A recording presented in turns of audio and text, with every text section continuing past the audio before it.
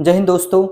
1 फरवरी 2025 को बजट पेश किया गया है। इस बजट की कुछ खास बातें मैं आपके सामने रखने वाला हूं, जिसमें मिडिल क्लास परिवार को एक अच्छी खासी राहत मिली है। उस राहत के बारे में मैं बात करने वाला हूं। आप सभी को पता है कि इनकम टैक्स स्लैब को बढ़ा दिया गया है। जो पहले 7 लाख रुपए से ऊपर कमाने वाले व्यक्ति को टैक्स देना पड़ता था, लेकिन अब वो बाहर हो चुके हैं। इस एरिया को बढ़ा के 12 लाख रुपए कर दिया गया है। यानी कि मिडिल क्लास परिवार में कुछ पैसे बचने वाले हैं। यानी कि जो व्यक्ति 12 लाख रुपए तक कमाई कर रहा होगा उसे टैक्स नहीं देना पड़ेगा। 12 लाख के ऊपर अगर वह जाता है तो उसे टैक्स के दायरे में टैक्स देना पड़ेगा। यदि कोई व्यक्ति 12 लाख रुपए सालाना कमाता है तो उसे 71,500 का टैक्स अभी तक देना पड़ता था, लेकिन अब वो जीरो हो चुका है। यानी कि 71,500 रुपए का उन्हें प्रॉफिट होने वाला है। जो भी व्यक्ति 13 लाख रुपए तक का कमाई कर रहा होगा, अभी तक उसे 88,400 रुपए का टैक्स देना पड़ रहा होगा, लेकिन अब उसे 66,300 रुपए का टैक्स देना पड़ेगा। 22,100 रुपए का उन्हें फायदा होने वाला है। जो भी व्यक्ति 15 लाख रुपए तक की कमाई कर रहे होंगे, पहले उन्हें 1,30,000 रुपए तक का टैक्स देना पड़ रहा होगा, जो कि अब 97,500 रुपए देना पड़ेगा। यानी कि 32,500 रुपए का उन्हें फायदा होने वाला है। जो भी व्यक्ति 17 लाख रुपए तक की कमाई कर रहे होंगे, पहले उन्हें 1,84,000 रुपए टैक्स के रूप में देना पड़ रहा होगा, 1,84,600 रुपए देना पड़ रहा होगा। अब उन्हें 1,30,000 रुपए देना पड़ेगा। यानी कि 54,600 रुपए का उन्हें प्रॉफिट होने वाला है। जो व्यक्ति 22 लाख रुपए की कमाई कर रहे होंगे, उन्हें 3,40,600 रुपए टैक्स देना पड़ रहा होगा, लेकिन अब उन्हें 2,40,500 रुपए का टैक्स देना पड़ेगा। यानी कि 1,100,000 रुपए टैक्स में फायदा होने वाला है।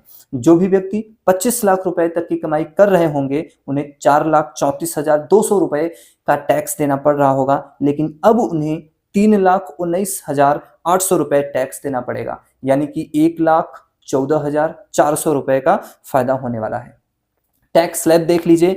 0 से 4 लाख पे कोई टैक्स नहीं है, 4 से 8 लाख पे 5% टैक्स है, 8 से 12 लाख पे 10% इनकम टैक्स है, 12 से 16 लाख पे 15% इनकम टैक्स है, 16 से 20 लाख पे 20% इनकम टैक्स है, 20 से 24 लाख पे 25% इनकम टैक्स है, और 24 लाख के ऊपर जाने पे 30% का इनकम टैक्स है। हाँ, 4 से 8 लाख पे या फिर 8 से 12 लाख पे वही व्यक्ति टैक्स देंगे जिनकी कमाई 12 लाख से अधिक होगी।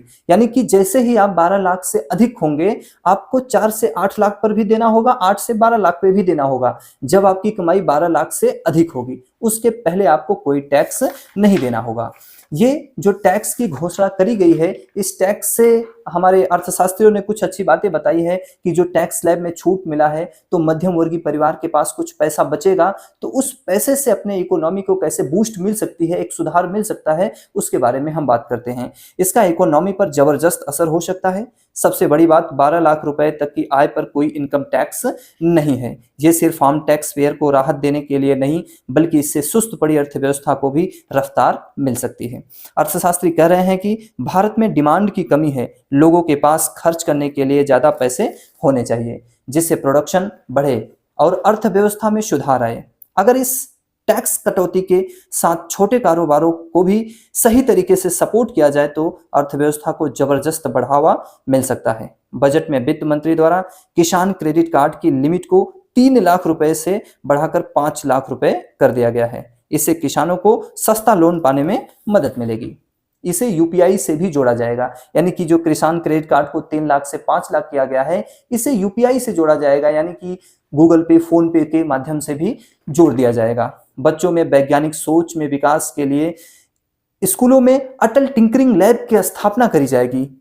अगले 5 साल में देश भर में ऐसी 50,000 लैब बनाई जाएंगी। सक्षम आंगनबाड़ी पोषण 2.0 में पोषण के लिए उचित राशि जारी किया जाएगा। इसके अंतर्गत 8 करोड़ बच्चों को लाभ मिलेगा। इसके साथ ही 1 करोड़ गर्भवती को लाभ मिलेगा। बिहार के लिए कुछ सौगातें दी गई हैं, जिसमें मखाना बोर्ड की स्थापना है। बिहार में नए एयरपोर्ट बनाए जाएंगे।